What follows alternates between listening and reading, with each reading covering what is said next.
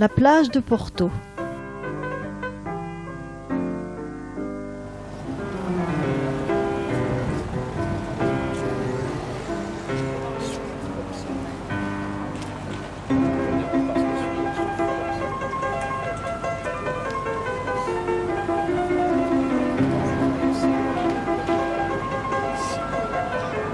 Nous allons visiter Porto en bus panoramique.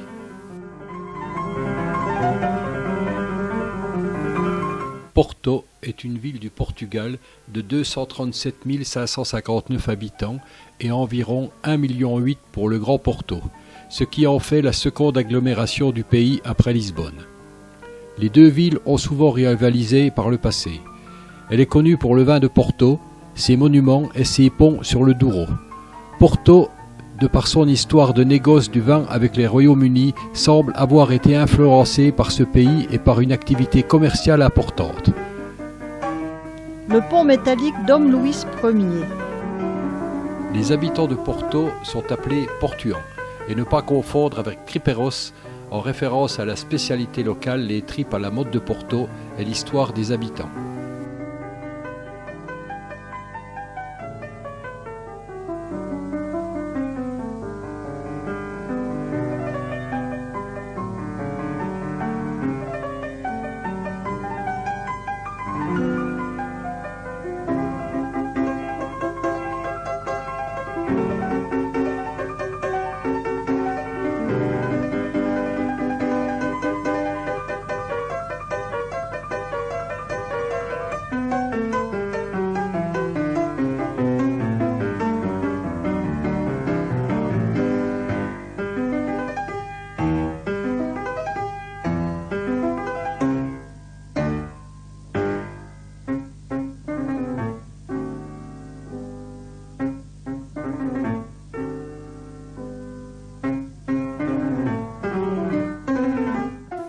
La mairie de Porto, construite en 1920.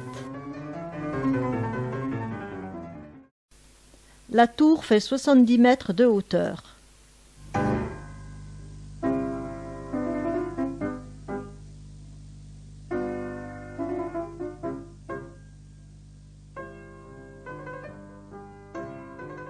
L'église de la Trinité.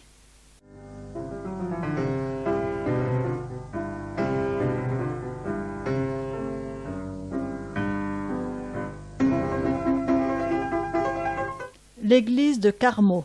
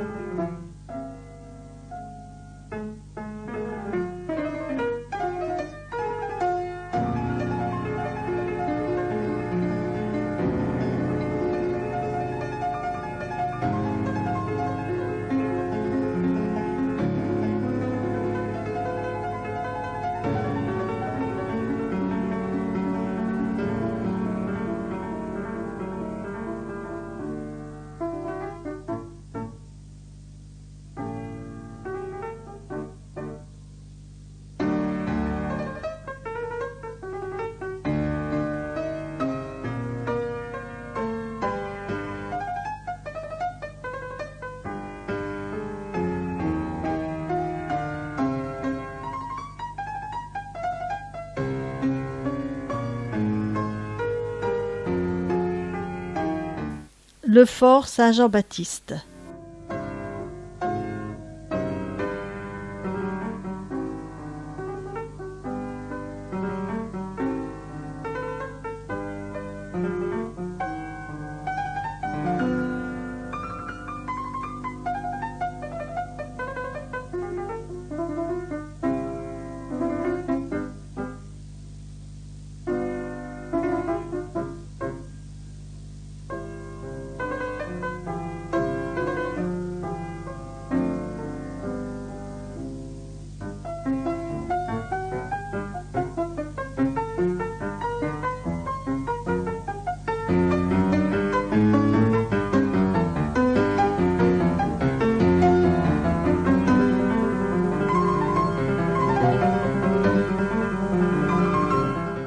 L'avenue des Alliés.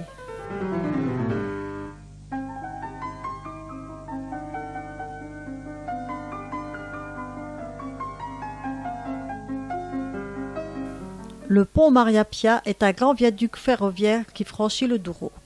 Ce pont en arc métallique, premier pont ferroviaire à joindre les deux rives du Douro, a été conçu par Gustave Eiffel et son associé Théophile Seyring.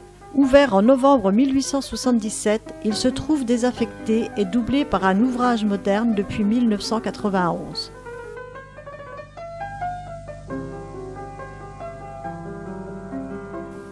Le métro de Porto.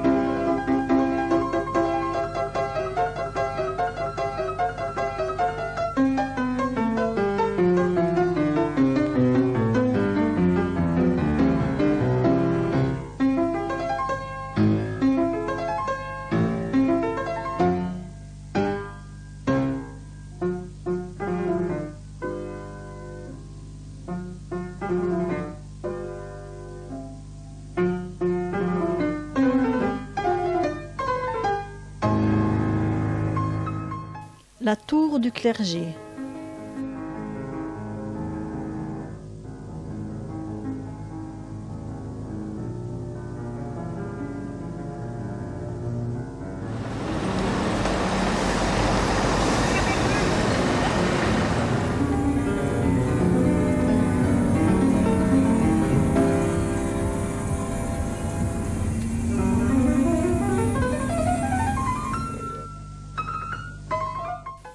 Les petits restaurants installent les barbecues dans la rue.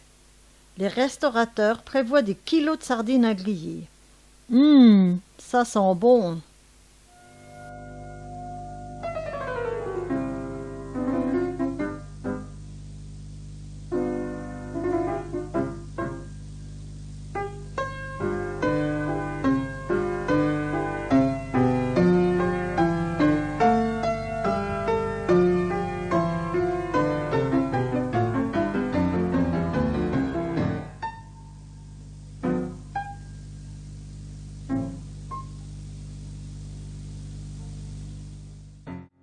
Un tramway de Porto.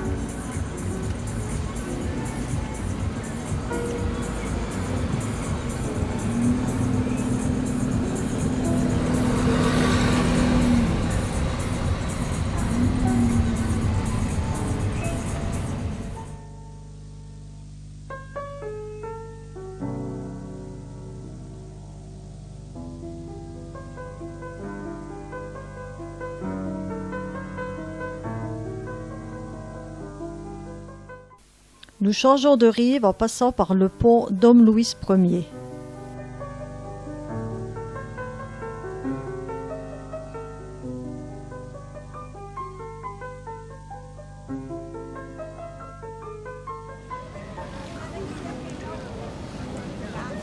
Nous allons faire une promenade en bateau sur le Douro.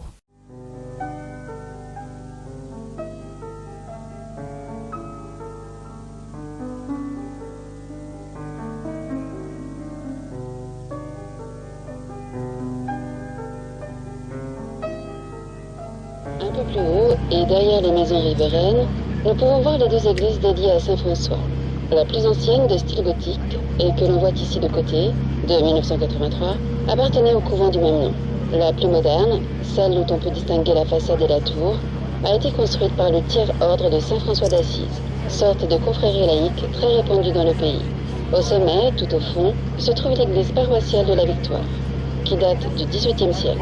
Et un peu à droite, on peut voir la tour des Clercs, ou tour de la ville, construite entre 1557 et 1763. Deuxième réalisation du célèbre architecte italien et peintre Niccolao Nasoni. On peut voir distinctement la muraille avec ses nombreuses ouvertures qui furent réalisées au début du XIXe siècle, en particulier pour les établissements commerciaux, inspirés par les galeries Adelphi, aujourd'hui disparues, situées le long de la Tamise à Londres.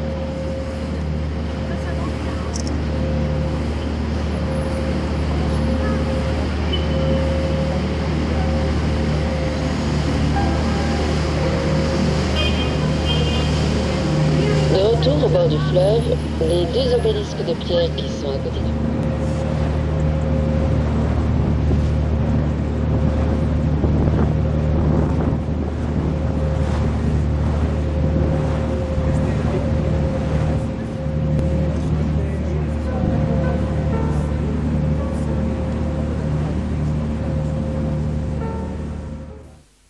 Le pont ferroviaire Saint-Jean en béton, inauguré en 1991 le jour de la Saint-Jean, d'où son nom, remplace le pont Donna Maria Pia.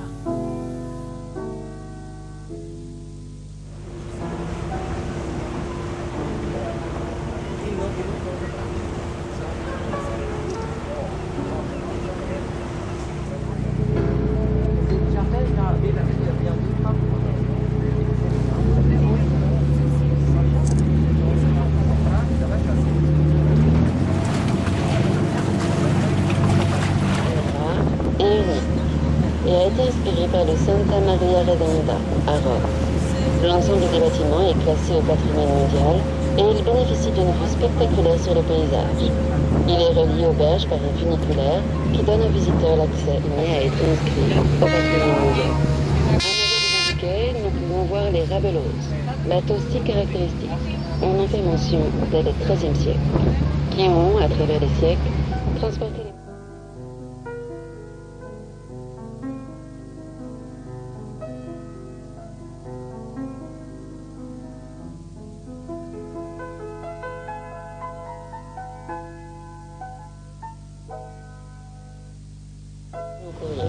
Aujourd'hui, les rabelots sont construits et réparés ici, ainsi que quelques bateaux de plaisance.